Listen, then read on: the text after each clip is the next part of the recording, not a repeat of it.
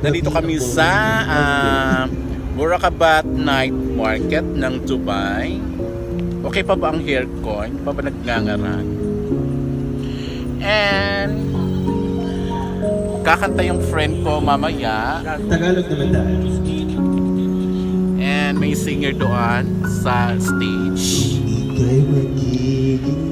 Ngayon, maghihintay lang kami ng oras kung anong oras siya pwedeng kumanta. Kasi kaka-start lang at kaka-open lang dito ngayon.